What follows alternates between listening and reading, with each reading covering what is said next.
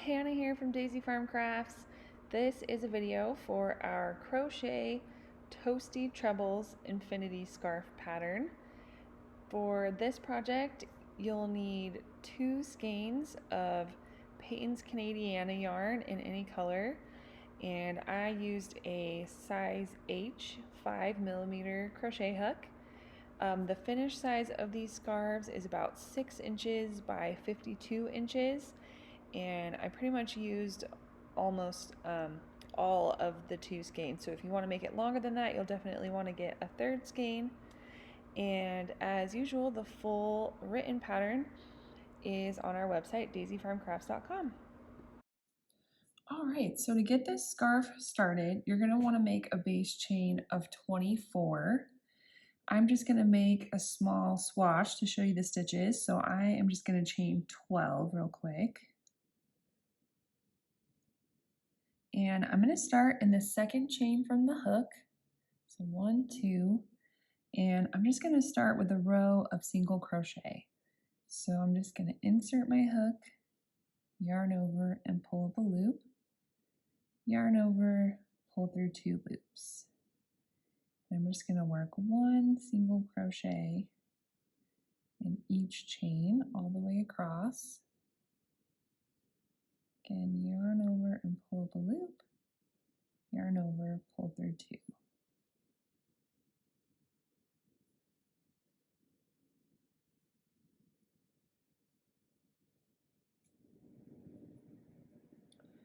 And after I work my last single crochet of the row, I'm just going to chain 1 and turn. And I'm going to start again with a single crochet into this first stitch. So insert my hook, yarn over and pull the loop, yarn over, pull through 2. And in this next stitch, I'm going to work a treble crochet. So I'm actually going to yarn over twice, and then insert my hook, yarn over, pull up a loop, yarn over, pull through 2, yarn over, pull through 2, yarn over, pull through the last 2. And now I'll work a single crochet in the next stitch and a treble crochet again in the next stitch. So again, I'm going to yarn over twice, insert my hook, and pull up a loop. Now I'll yarn over and pull through 2, yarn over and pull through 2, yarn over and pull through 2. And I'm just going to keep alternating single crochet and treble crochet all the way across this row. Pull through 2, through 2, through 2.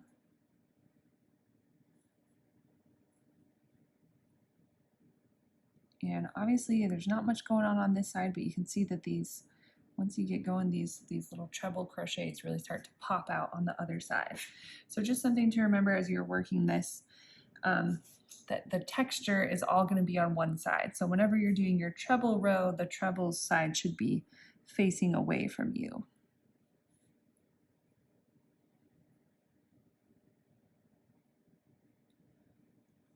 And then single crochet,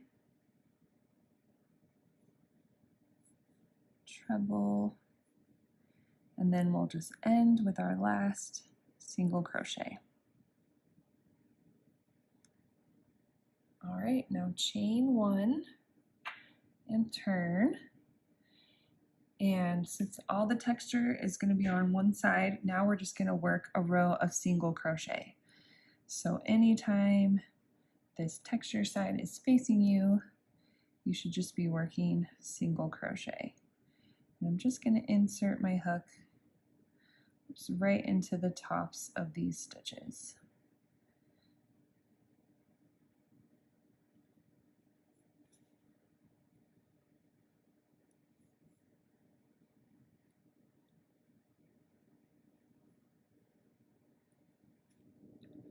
All right, and once I get to the end of this row, Again, I'll just chain 1 and turn. And we're going to just do a treble row again, pretty much exactly as we did last time.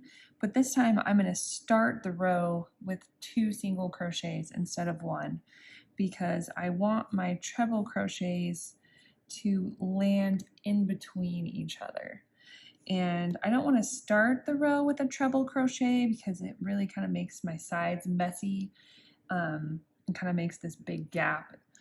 So I'm just gonna keep everything really even and just start with a single crochet in each of the first 2 stitches. And then after that, I'll just keep repeating the pattern of alternating treble crochet, and single crochet.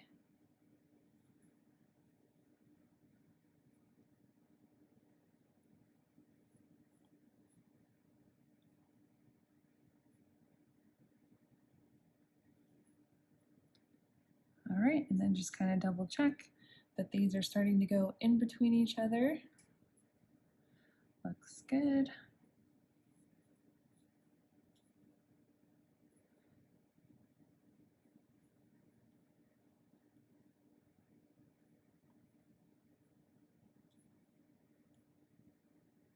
And now I'm just going to end the row with 2 single crochet, just as we did at the beginning. Again, chain 1 and turn, and now we just work another row of single crochet, and then we'll just repeat this first treble row, do another row of single crochet, and then repeat this. So we're just alternating, starting with either 1 single crochet or 2 single crochet at the beginning of the row, so that these end up in between each other. And then the farther you get along, it starts to make this really cool kind of diagonal texture that I really love.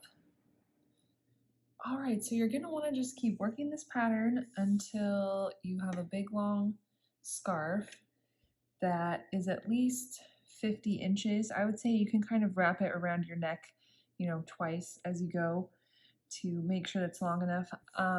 Mine's about 52 inches. I wanted to just use up as much of the second skein of yarn. So this is how much yarn I have left. So if you do want to make it longer than 50 inches, you're probably going to need a 3rd skein. But I just wanted to use up as much yarn as I could. So, and I also wanted to make sure that I ended on a treble, or that my last row of treble crochets is where I work 2 single crochets first, because when I'm going to combine these to make an infinity scarf, I still want them to go in between each other, if that makes sense.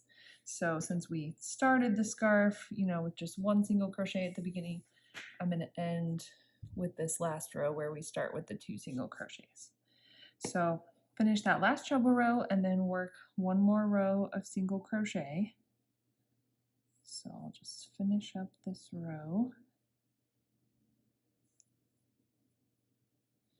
All right, so after you get to the end of this last row of single crochet, there's kind of 2 things you can do. You can either just finish and tie off and then give yourself a big long tail that you can just sew the 2 ends of these scarf, the 2 ends of this scarf together to make it an infinity scarf, which will kind of make it look something like this.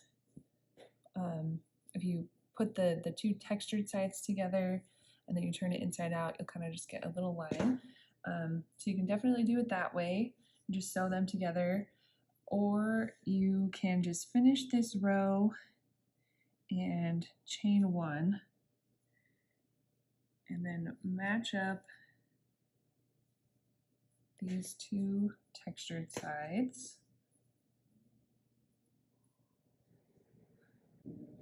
And then you can actually just slip stitch these 2 sides together. And this way is just a little bit faster, and it helps keep the stitches a little bit kind of closer so the seam isn't quite so obvious. But either way you want to do it, it's totally fine. So I'm just inserting my hook through the tops of both of these stitches on the end, and then just yarn over and pull right through that loop. And I'm just going to try to do my best to keep these lined up and go through the tops of these stitches on each side.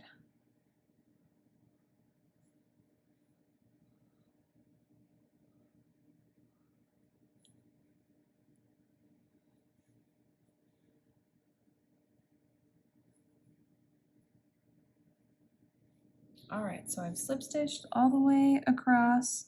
I'm just going to do one more slip stitch kind of right here in the turning chains, just to help this edge be a little straighter. There we go. And now we can just tie off and pull this through, and then we'll see. So it's not too much different than the other way, just kind of makes these stitches closer together. So either way you want to do it is totally fine. You really can't tell a huge difference. So whichever way, if you want to sew it or slip stitch them together, or you can also, you know, just leave them as scarves. You could even add tassels or just leave them as they are. I just think this stitch is so cool, and just makes a really beautiful scarf. So that is all you need to know. You'll just finish weaving in these ends with your tapestry needle, and then you are done. Thanks so much for watching this video. I hope you enjoy making this project. If you use our patterns for any of your projects, please come share a picture with us on Facebook or Instagram with #DaisyFarmCrafts. We would love to see. Happy crocheting!